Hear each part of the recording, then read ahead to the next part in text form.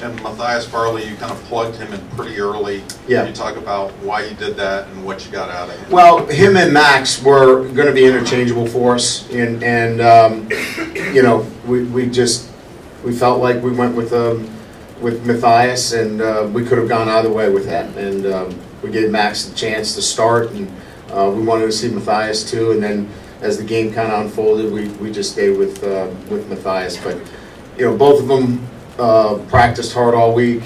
It was really just you know, probably a little bit of a preference with a veteran player, more so than anything else. Coach, two-part question. First half, they had 97 yards rushing on 11 carries at the fullback position. Second half, 37 yards on 10 carries. What was it that was giving you some issues in the first half, and what was the adjustment in the second half? Was it execution, scheme? What was going on there? Well, both. We couldn't get to the fullback. The fullback was hitting wider than we couldn't get our backer. We couldn't get our five technique down. So consequently, when we tried to get into our front that put our Sam and our Will on the dive, we just couldn't get there. And they were not running it to Jalen, they were running to James Onawalu's side. They obviously checked away from Jalen every time.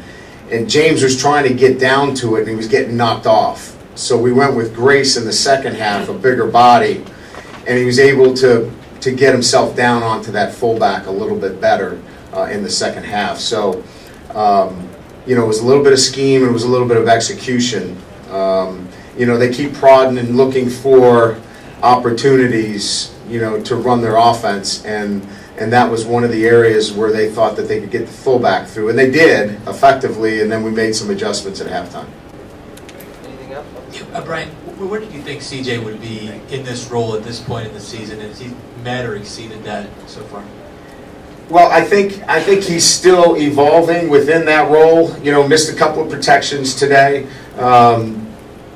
But I think what I like the most about him is he is in that learning curve, and he's excited about every single day working towards being a better running back.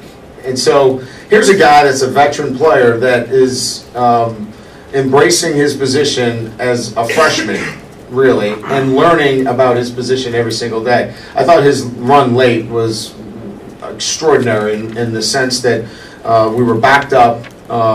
He was very patient, waited for his tight end on the kick-out block. That just takes so much patience and trust in an offensive lineman, and for him to show and exhibit that, I just think speaks volumes of the kind of player he is.